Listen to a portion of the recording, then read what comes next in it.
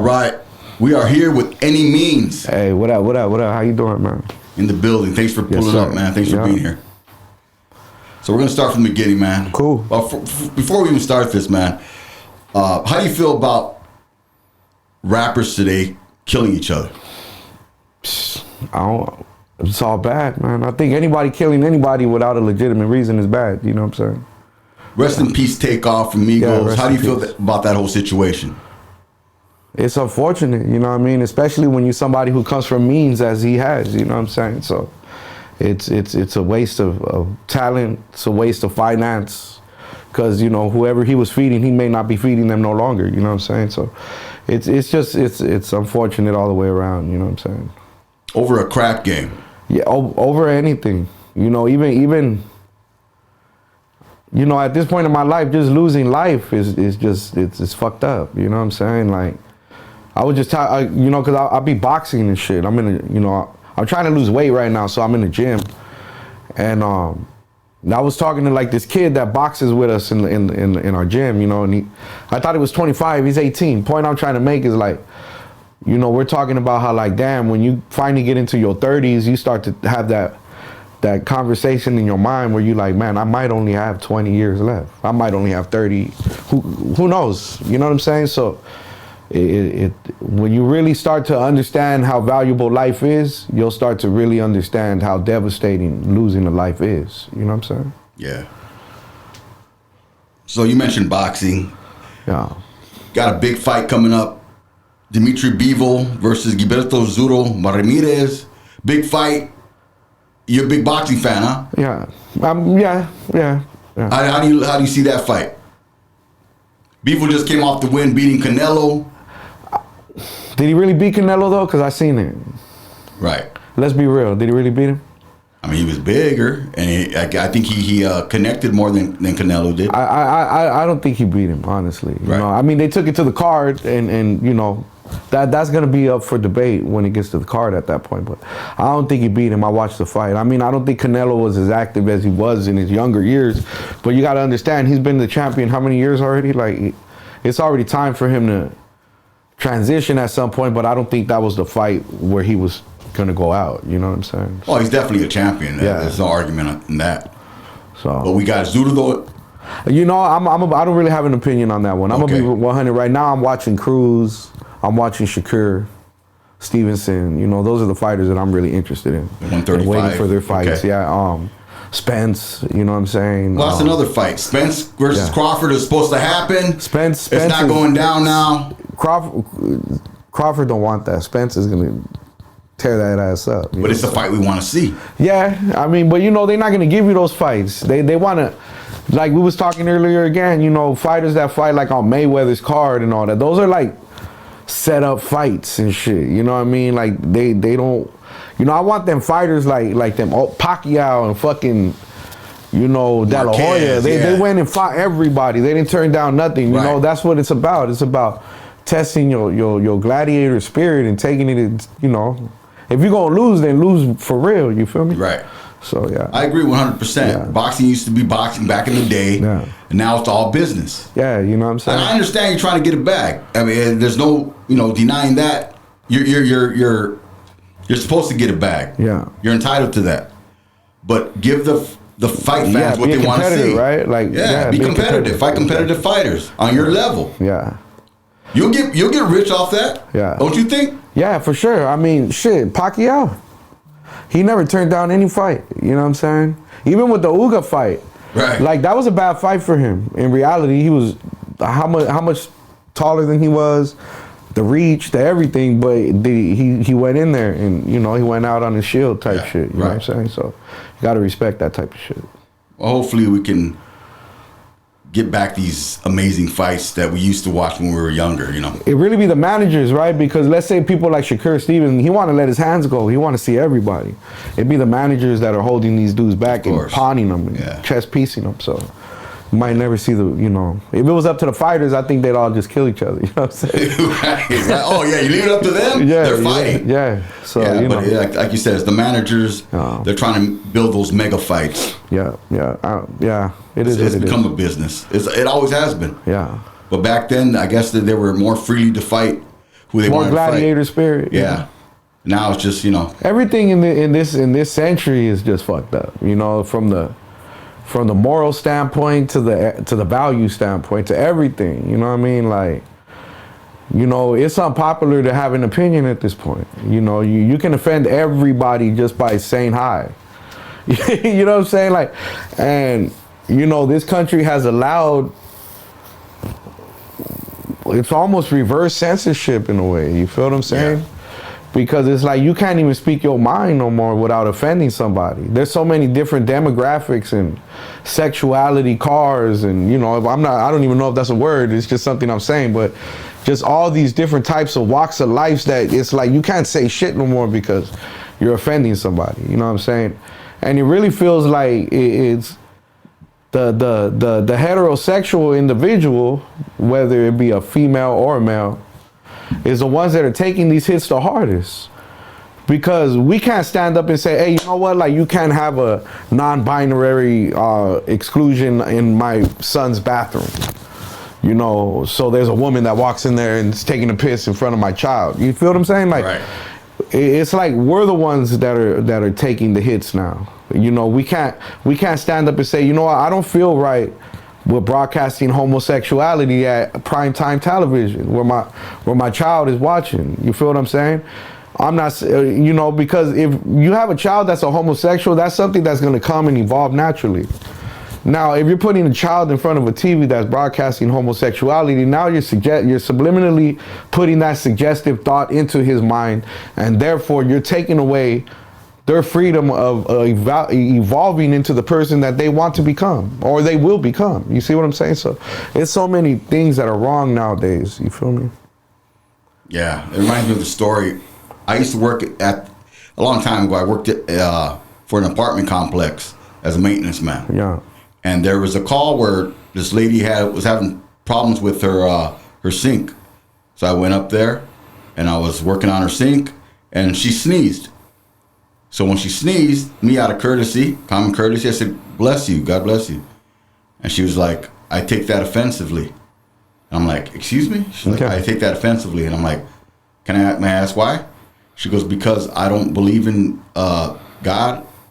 I practice witchcraft. Okay. And she said the name, I forget. Oh, is it like Wicca or something? Wicca. Okay. I practice Wicca. And we I think they do believe in God, though, to a they? degree, right? Because without God, they can't have the elements. Or something. Okay. I'm not up on it like that. Yeah, well, I wasn't either, but she was very offended by it. And she told my boss, and my boss put me aside and go, hey, man, just know that people have their beliefs. See, that's a perfect example of what's really wrong and what's going wrong in this country right now. Yeah. And I think it's gotten worse now. I mean, because believe it or not, too much freedom is not good. Right. Because too much of anything is bad, right? For you, yeah. And that's not to say that freedom isn't bad, like freedom isn't good. I mean, obviously we want freedom. But, I mean, it seems like people have even took full court advantage of freedom at this point. You know what I'm saying? It's like, it's just a lot of shit going on. It's a crazy world, crazy time right now. You know what I'm saying? So where are you originally from, man? I'm from a city called Cudahy in South Los Angeles. Yeah. And how long did you live there? My whole life. Yeah. And what was it like growing up in Cudahy back in your day? You know, I'm like an 80s baby, you know what I'm saying? So I grew up in the 90s right there. And, you know, my mom moved from an Indian reservation when she was 18. And her family, her grandmother died. My mom's grandmother died. My mom's a Native American woman. So she got transferred off of this reservation through a work program that they had for Native individuals, women, men, at that moment. And we're talking like the early 70s. So Cudahy, Bell Gardens, Huntington Park, that whole immediate area had an Indian center is what they call them.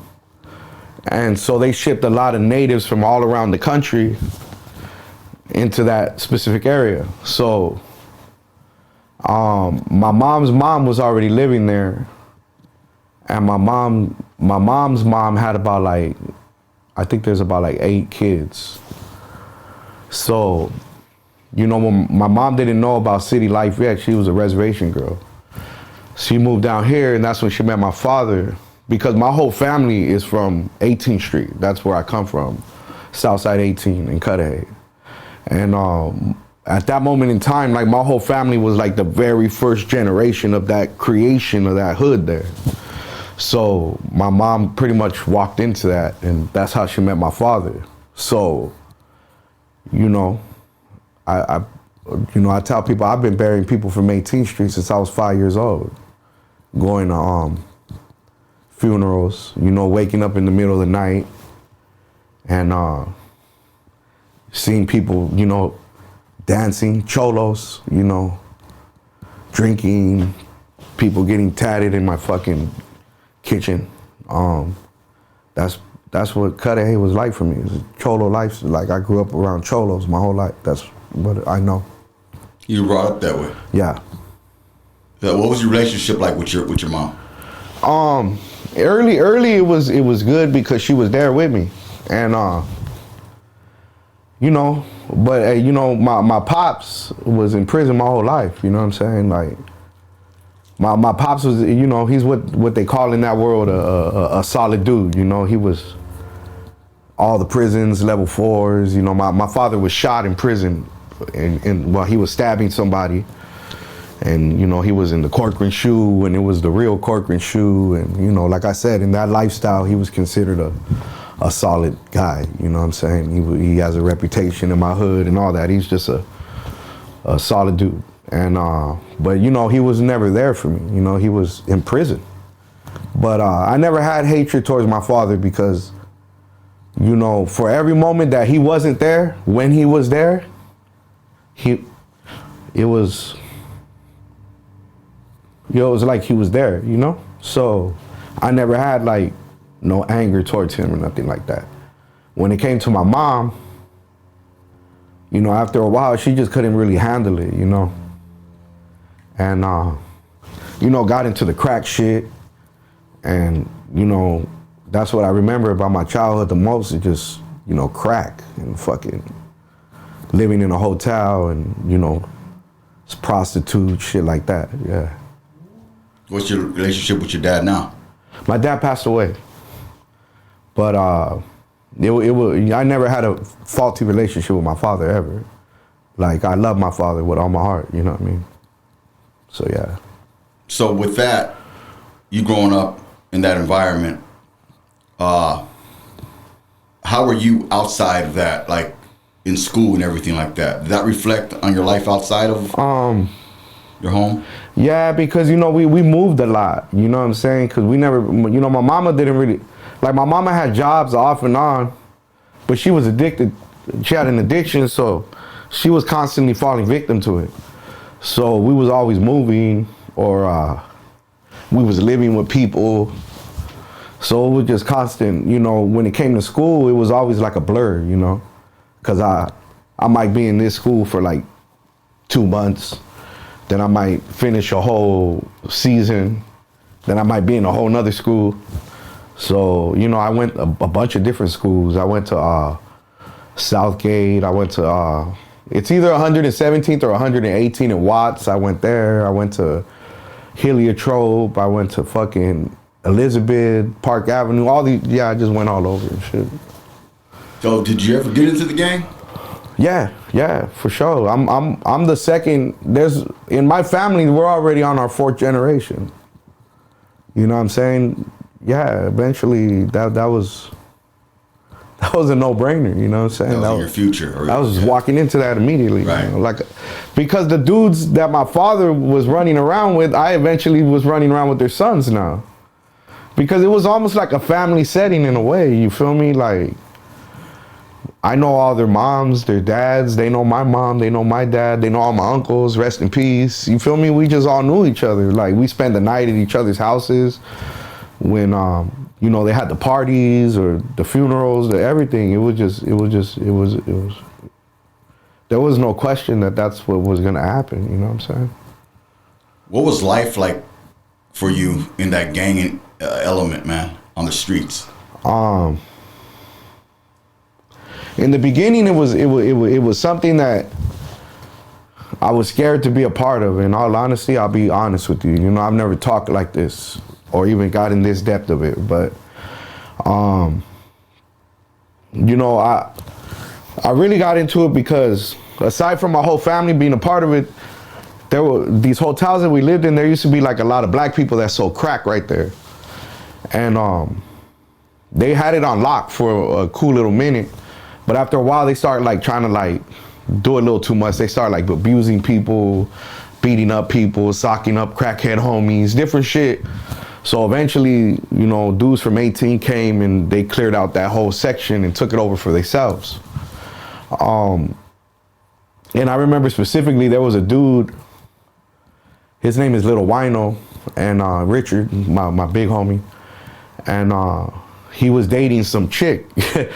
And she had like a little sister, and at one point she was like, yeah, I'll tell my sister's boyfriends to come and, you know, beat you up. They're from 18. And I was like, yeah, tell them fools. I said, fuck them. So they ended up showing up, you know what I'm saying? Like fucking 15 deep. And, but they knew my mama.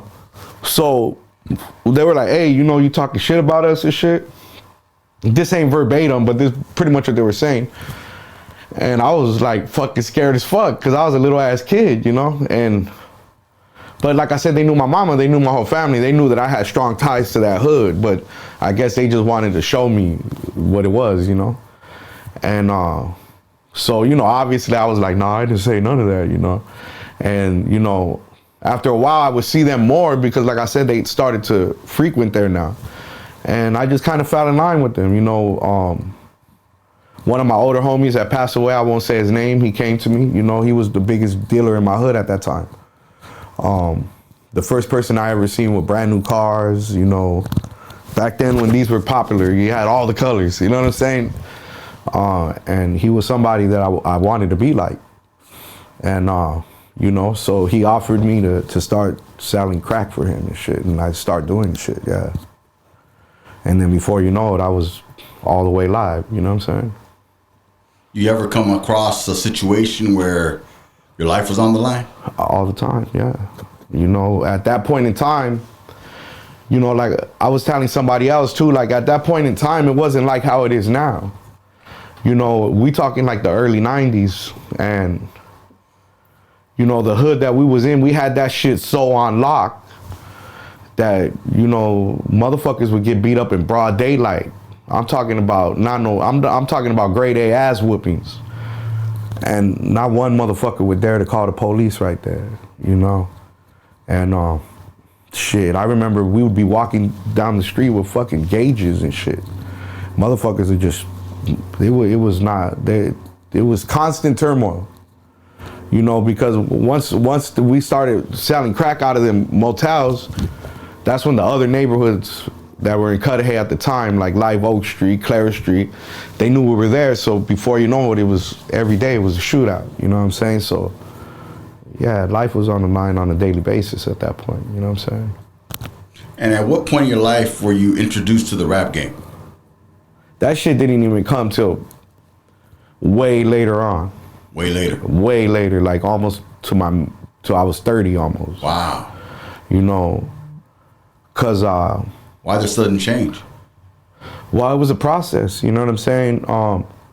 From that moment, you know, I eventually got busted for selling crack, and I got busted with a gun. So that introduced me to the system because then I went to placements. And first placement I went to was St. John's. I was there for like a month. It was a co-ed placement. When I think about it now, it was lovely. You know what I'm saying? You could wear your own clothes, shit like that. And I left from there. And then, you know, I was hot in Cudahy, so I ended up going to South Central because there was another clique of 18th Street that was over there. And I knew another homie that he had a crib over there. It was on 82nd and Hoover.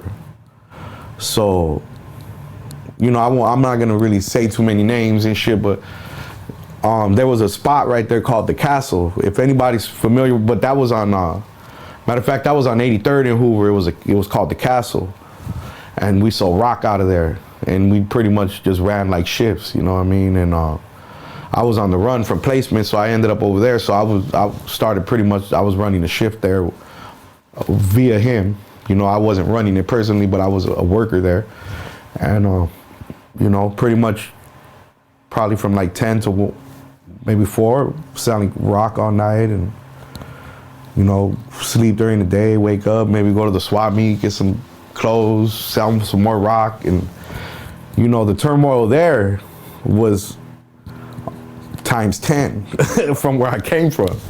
So, you know, over there it's a shooting every day. Over here it's a shooting 3-4 times a day. Wow. So, and it's like, you know, there's Carnales, there's South Los, and, you know, at that time they're sharing it with A. Trey Hoover. So, you know, whatever gang is coming to shoot at A. Trey Hoover at that moment in time, we're shooting back at them. So we don't even know who's coming at this point because they could be shooting at Hoover, they could be shooting, it just, who knows, you know. So, and then on top of that, just having to watch the crackheads, because, you know, they'll fuck your shit up too, you know what I'm saying? So it was just constant turmoil, yeah. And I eventually ended up getting busted again, and I went to another placement called St. John's School for Boys. And that was a spot right there, man. That St. John's was probably one of the roughest places that I went to besides YA.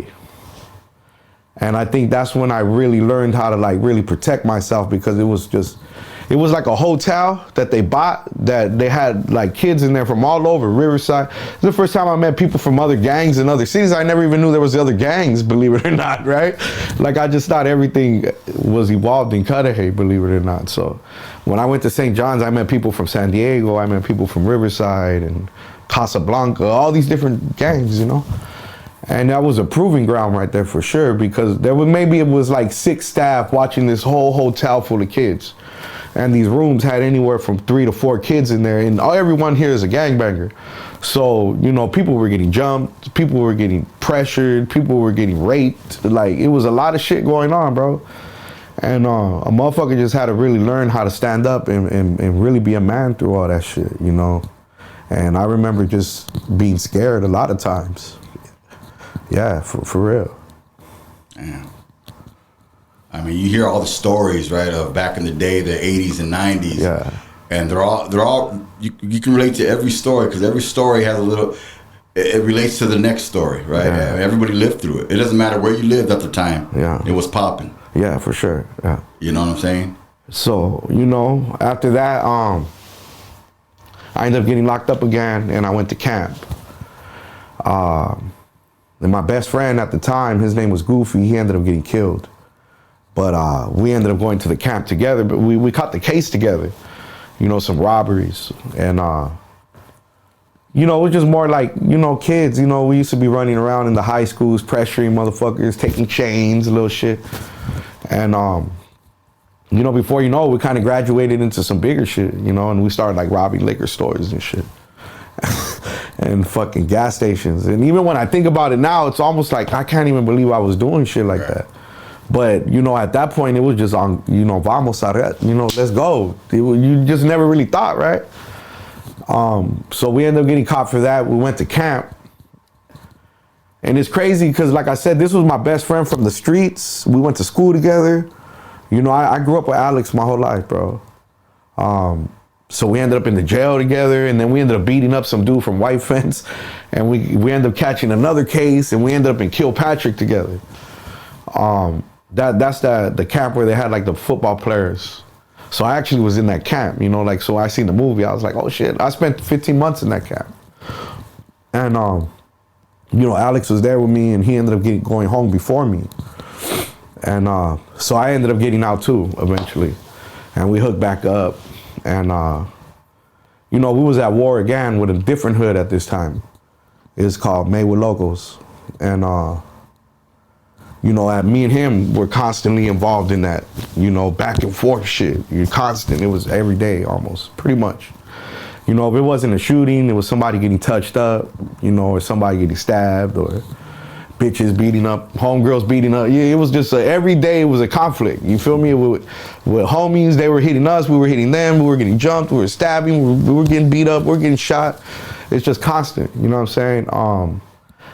Well, I ended up getting knocked for all the robberies after a while, because when we got out, we started doing more, getting back into the robberies again. I ended up getting busted, and he stayed out, and I ended up getting sent to YA.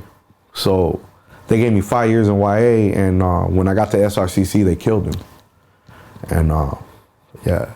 You killed him in prison? No, they killed him on the street. On the streets? Yeah, they killed him. You got word of it? Yeah. How'd you feel when that happened?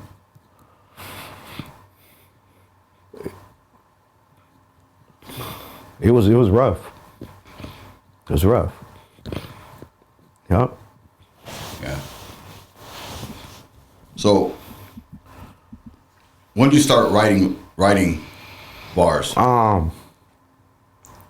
I didn't start doing it until I went to prison, and then because after I went to YA, I was there for like 5 years, and then I got out, and then I eventually got into some more shit, and I ended up going to prison. And I went to prison for like 7 years, and it wasn't until like the last 2 years of my time I got a cousin. Now my cousin, he grew up in East LA his whole life. He's from Maravilla and shit. His whole family's from Maravilla, like his dad, his mom, all his cousins. It's pretty much the same situation. It's a different scenario, but he's like my brother. You know what I mean? Like, he's more of my brother than probably like my real brother is, believe it or not. I grew up with him my whole life. I see him every 3 times a week, even if I don't even see my own mama. You know what I'm saying? So, we just kind of always had like this I don't know if it was a dream, but we just always was like, yeah, we should, we could be a rap group, you know what I mean? Because we was all, that was one thing that kept me and him really in tune with each other. We were so like into rap music. So, whatever he heard, he'd bring it to me, vice versa. And that's how we really built our relationship. And so later on down the line, he was like, yo, like I graduated MI. Like, well, he had told me he was going to MI. And then eventually he graduated. And he started telling me, yeah, like I've have met people, producers, like you need to just get out and start rapping and shit, you know what I'm saying? Because if not, like, what are you gonna do? And even at that moment in time, I honestly really didn't know what I was gonna do. Like in reality, like I really honestly in my mind believed I would just get out, get a sack, get a couple dollars, and just try to survive until a motherfucker got life. Because eventually I figured I'm just gonna get life, and just kind of survive until that happened. Believe it or not, that's what I believed at that moment, yeah. You remember writing your first rhyme? I don't necessarily remember the exact rhyme, but I remember the process, yeah. Because I was in the hole at the time. Okay. You know what I mean? We'd had these conversations before I went to the hole, and then towards the end, I ended up in the hole. And that's when I really started to actually write the shit, And who were some of the inspirations? Nas, right. Prodigy from Mobb Deep, Tupac. I never tell people he's my favorite rapper, but when I really think about it, I've listened to a lot of Tupac, believe it or not. All the great dudes, Jay-Z, all that shit. East and West. Yeah, but really East though. Yeah. That was that was my thing right there, yeah. Yeah. I think East originated in hip hop. Yeah, it did, but for me it was more of a story because I could relate to the shit they was talking about because I sold a lot of crack. Yeah. You know what I'm saying? Like, and crack was very prevalent in my life for some reason. You know what I'm saying? Like, from the addicts to the lifestyle to the people I idolized. You know what I mean? They were all, everything was generated around crack cocaine, you know what I'm saying? So when I heard their stories, I could really relate to the shit they were talking about. And it was just more intriguing because they weren't from where I was from. So the slang was different and the stories, it just caught my attention like that, yeah. What's your definition of Chicano rap? Like Southsider rap, essays, 13. Shit like that, Sureño rap. How far do you think Chicano rap is from reaching the mainstream and being recognized as a competitive genre? I think it's already reached the mainstream. Little Rob had one of the biggest records ever. Right. It's probably still a record that gets, you know, rotational spins every summer. It's a classic record. It's a Chicano rap record. One of the biggest commercial summer records besides Summertime by Will Smith, right? Right.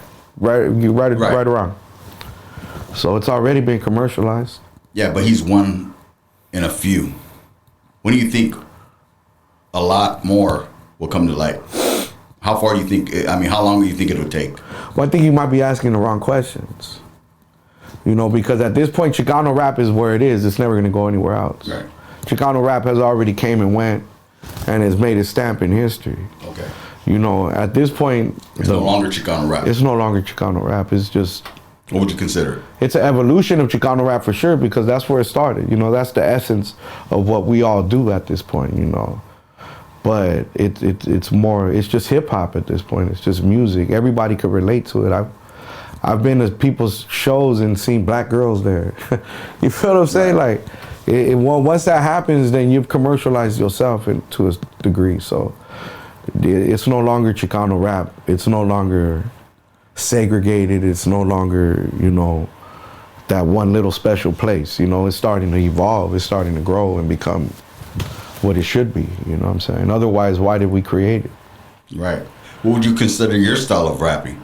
I'm just a hip hop artist, because I'm not even a gangster rapper. I don't make gangster rap. Right. You know what I'm saying? I mean, I talk about drugs because that was my environment, but that's what hip hop is. It's the broadcast of information from neighborhoods. Storytelling. Exactly. Right. So, you know, I'm not a gangster rapper. I'm a hip hop artist. How do you feel about gangster rap? I like it. I love it. I grew up around it my whole life. You know what I'm saying? Yeah.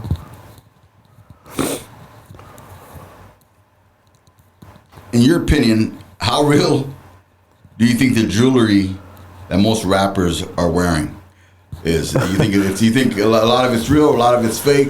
I think in our genre it's real. Okay. Because we ain't got enough money for it to look fake. Right. You know what I'm saying? Because the type of shit that's gonna look fake is the type of shit that costs hundreds of thousands of dollars. Right. You know what I'm saying?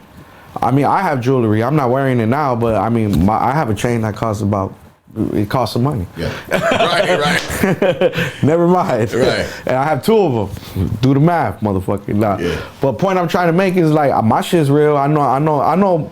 The majority of our shit is real because I believe we have something to prove. You know, the Mexican rappers do have something to prove. So they want to be the best at what they're doing. If you notice, the lyrical rappers are not black rappers no more. They're Mexican rappers. Yeah. You know, they want to be the best they can be. They want to make sure that everybody knows that they're working hard. They want them trophies to shine. So I believe most of it's real. Because it's not outrageous Right. yet. You know, like, it's real. I'm pretty sure 85% of it's real. Okay. Because if you really want to look at it, most of the dudes that are wearing chains are really the dudes that have some type of recognition. Yeah. It's not like Joe Schmo from down the street. You know what I'm saying? So, yeah. Yeah. How do you feel about them getting robbed for their chains right now? I mean, keep a gun. You bought a chain. You bought a $200,000 chain. You can't wear it outside. I mean, I'm gonna be 100 with you, right? I'm not gonna wear $200,000. I'm not gonna go to Cudahy right now with a $200,000 chain. Why not? Because it just doesn't make sense. You know what I'm saying? Like, why would I go and brag and show off something that I can't give everybody else?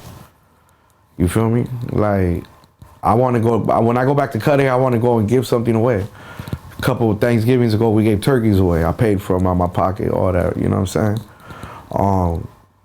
You know, that's not to say, oh, I'm this big rapper that I could afford it, but it's just I want to give something back. And if I can't go there, and if the only type of wealth I could display is the wealth that's on my body, then what's the point of me going back there to do something if I can't do it all the way? Right. You know what I'm saying? Who have you enjoyed collaborating with, man? I like working with Opina. I think he's dope. I think he's dope because he's genuine as fuck. You know what I'm saying? As far as his lifestyle. So shout out to Opina. I liked working with him. I liked working with Rob's the One. We got a record that did pretty well a couple months ago. You know, he's hella cool. old school dude. He been doing it since I've been doing it. You know what I'm saying? And you know, I just like working with motherfuckers that are hella cool.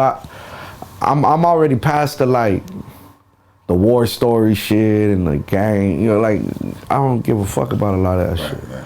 So, you know, if we going in there and you don't have a genuine personality, like I might shy away from you and shit. Right. You know, like you have to have a legitimate character. You feel me? Like I feel like a lot of these dudes not really who they say they is. You know, a lot of manners. You know what I'm saying? Like half of these dudes, they display this image and this life, but then you meet them, it's not really what it is from the life or the image. The faking the fun. You know what I'm saying? And it's like, sometimes that shit can kind of like let you down a little bit. You know what I mean? Like, oh shit. So yeah. Okay, so let's say one of those guys hits you up for a feature. He's got a nice little bag for you to collab with you. Would you collab with that person or? If he's a talented rapper, yeah. Okay. If he don't necessarily, I make it a point to rap with people that are just as good as me or even better. And that's not to say that I won't rap with people that ain't better than me, but at the same time, like, it's got to be something there that I can benefit from. You know, finance doesn't necessarily benefit me a lot at this point. I mean, maybe I'm saying that wrong, because obviously... I mean, it's going to benefit you. Yeah. You know, obviously finance benefits everybody, but, right. You know, I'm more for the challenge. More to perfect my skill, get you know, I have a reputation as being a top tier rapper already, so I don't want to water my craft down. I think the respect and the reputation that I've gotten from rap is probably worth way more than the money I've made from rap. Right. You know what I'm saying? Where do you draw the line, man? In regards to what? Saying I'm not gonna, I can't work with you. Just trash rappers. Trash rappers. Straight up. You know? Even if they had a good bag. Yeah. Yeah. Because, I mean, what is it going to do for me? Ruin your rep. You know what I'm saying? Yeah. Like, you see a lot of people that do it. A lot of MCs, a lot of rappers, because they see, all they see is green. Yeah. I think that hurts them. Well, yeah, it does, because you're downplaying your brand. Exactly. You know what I'm saying? It's like, if you're... Like the Blue Magic movie, fucking American Gangster. Remember, he was like, "Don't call it Blue Magic if it ain't fucking Blue Magic." Right. So you know, if you water down the brand, that's the perfect point. If you destroy the brand, then that's where the finance is. You know, this monetary gain, momentary. Here's fucking 500. It's nothing compared to your brand. Your brand could be in an evaluation of 100 million, but you go put some fuck shit on it, and it just went all the way down. Right? So yeah, you know, monetary gain is never better than long term. I agree. And long term has everything to do with your brand and how you present the brand itself. So yeah. It is a brand. Yes. And it's your brand. Yeah. Well, at this point, people know Annimeanz, American Dope Boy, that is a legitimate brand. Right. Well, you know, I'm a nationally published artist. You know, LA Weekly. Fucking every major hip hop website in this country has covered me. You know, Hot New Hip Hop, Hip Hop DX, etc., etc. So yeah, the brand is, you know, solidified. Yeah. We're working on the well-known part, but it's definitely solidified where it matters, where I'm from at least. You know what I'm saying? Right. What you got? Anything new coming up? Yeah, I have an album called Make Crack Great Again, and yeah. We're just talking about it. Yeah. It's called Make Crack Great Again. I just signed a deal with JLM Entertainment. Shout out to them. Congratulations. They've been doing lovely with me, man. You know, they take care of me. I have no complaints with them. They've been supporting the music. You know what I mean? We're putting out the singles, all that shit. So, yeah. We got some hot shit coming. Nah, definitely soon. The music is really good. You know what I mean? I took a year off, and you know, just had to kind of fish through life. You know what I'm saying? I had a lot going on. And, you know, I feel like I'm back in the gym. I'm losing the weight. Okay. I probably don't look like it on camera, but trust, I've already lost like over 100 pounds. You know what I mean? Congratulations, man. And I'm just, you know, I'm back new. You know, back fresh. My mind's right. I cut ties with whatever was binding me in previous, and I'm just ready to go. You know what I'm saying? Get down, man. Yeah. How do you feel about rappers having beef with each other and all that stuff in the same? I mean, it's synonymous with the game. Comes with it. It's an ego-driven industry. Yeah. I'm not necessarily with it, but it's something that's gonna happen because it's necessary in the environment that we've created. It's an egotistical driven industry. Egos are going to clash continuously because there's never going to be one ego that's equal to the next. Somebody's always got to be bigger, right? Right. So, you know, it's comes with it's a gladiator sport, believe it or not. It's just not physical. It's mental. It's mental. I agree with that. Yeah. At one point, you had beef with a rapper. You got to beef with a lot of rappers. With a lot of rappers, but an OG in the game. Oh, you can say his name. It don't matter to me. I mean, you can say the name. We don't need to say the name. Yeah, I get it. But you know who I'm talking about. Yeah. Right? And what was that all about, man? I think Was it a big little beef, or was it just For me, it wasn't a big beef. A lot of it had to do with, you know, I know his ex-wife or his ex-girlfriend, whatever she is. I think he had a lot of animosity towards that. You know what I'm saying? And I guess why wouldn't he? You know, I guess he likes to fancy himself a legend, so he probably felt disrespected. I don't give a fuck. Yeah. You know, check your hoe at that point. Right. You know what I'm saying? And I'm not saying she's all, I'm just saying in general. You know what I'm saying? I know what you mean. Yeah. And yeah, you know, and then, you know, a lot of people, a lot of the rappers, they somewhat have an issue on my attitude when it comes to the craft. You know, I know very well what I'm capable of. So, you know, sometimes I might voice that and somebody may not like it. So yeah. I think, you know, he probably one of them guys that don't like my attitude, so to speak. So there's a couple little minor things that, you know, really were his problem, not mine. Right. Yeah. Lyrically, how do you rate his flow?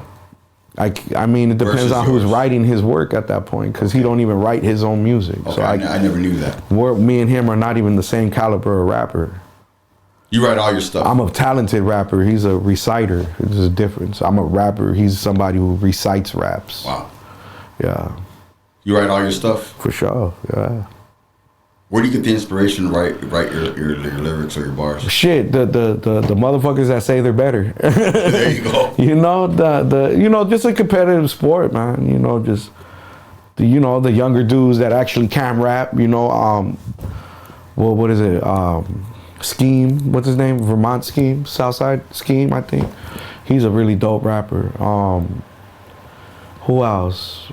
There's a couple of them that have that I could be like, okay, that's a dope rapper. You know what I'm saying? Rob's the one. I don't want to forget anybody. Zapata the Ghost. He's an OG, still doing it better than half these dudes doing it. You know, I respect the spitters. You know what I'm saying? Yeah. A lot of good talent coming out right now. Yeah. MOC, Spanish Fly. Shout out to Spanish Fly. You know, I'm a part of Spanish Fly. Johnny D. Johnny D's a cool cat. Just had him over here not so long ago. You know, ago. that's my bro right there. You know, I mean, we the new Spanish Fly. Everybody in Spanish Fly is lyrical monsters. You know what I mean? Yeah. I don't think there's not one group, past or present, that could fuck with us.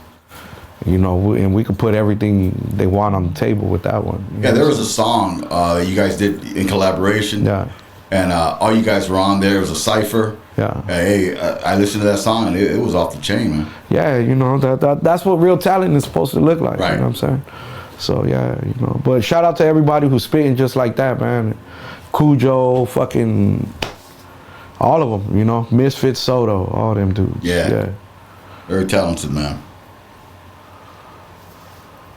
If there was a message you can give to the youngsters out there that look up to rappers and that one day would like to be like you or anybody doing it, what would that be? You know, it's cool to be influenced by whoever you're influenced by, but be you originally, because that's what's gonna make you who you are. You know what I'm saying? I think a lot of the younger dudes at this point are, and I might even feel a part of that culture in a way, because when I first came out, you know, I just wanted to be away from Chicano rap so bad, you know what I mean? It was like a dirty word to me, you know what I mean? But now, as I'm older, I understand that I need to respect the grassroots. And, you know, I took it to where I took it, and people are taking it to where they're taking it. But what I'm trying to say with that is that you still have to understand where you come from and your culture, and you have to respect it. You feel me? You don't necessarily have to be a fucking textbook cholo, but you have to respect where you come from, and you can't lose your identity in the process of trying to become successful. And I think at this point, we're somewhat losing our identity in a way, you know what I'm saying? With a lot of the way the younger dudes are carrying themselves. So I would just be like, yo, you know, you can be yourself and still be cool, bro. You just gotta be that dude. You dig what I'm saying? Like, you're not cool because you're trying to be like somebody else because they cool. You feel me? You cool because you that specific individual. So just work on you, man. Be you and make people love you for who you is, because if you belong here, it's gonna come naturally. The people finna fall in love with who you are. You know what I'm saying? And that's the only real way to ever tell whether you belong here or not. You know what I'm saying? If you had a choice between being feared or loved, what would it be?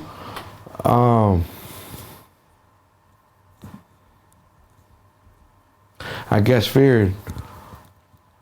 Why is that? I mean, because people love you and cross you because they know you love them back. And there's that forgiveness factor. You know, if you know I love you unconditionally, you can go do some shit and, you know, I'm gonna love you back, you know? And if people fear you, they know you're not fucking around. And that's ultimately what you need. You know what I'm saying?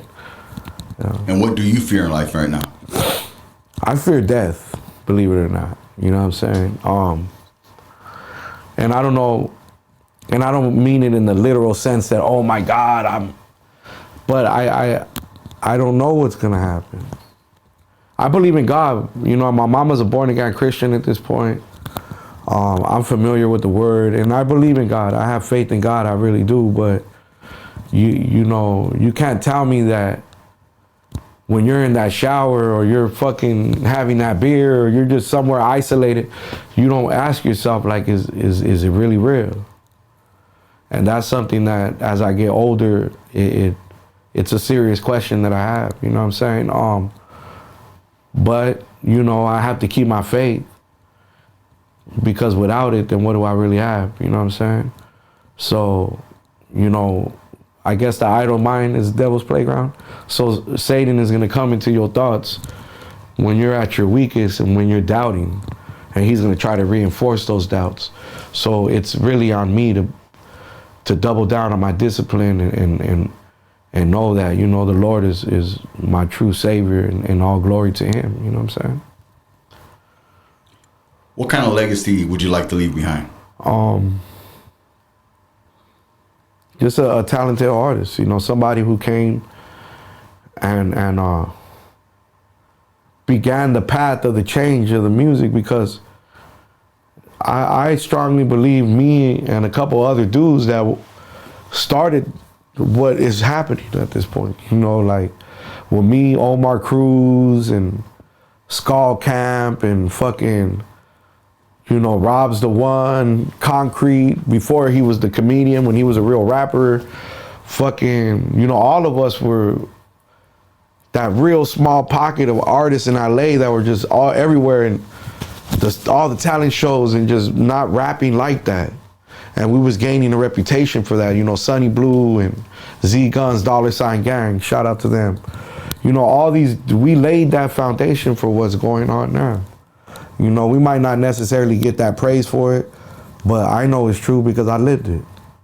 And, you know, maybe 20 years from now, when this shit is a real thriving industry, I would love to be mentioned in that light, and that would be the ultimate, you know, conclusion to my legacy, yeah. By any means, appreciate you being here. Man, thank you, I appreciate it. Great conversation. Yes, sir. You're very intellectual, and you hold yourself well. I wish you nothing but the best. Thank you. All the luck, man. And until next time. Yes, sir.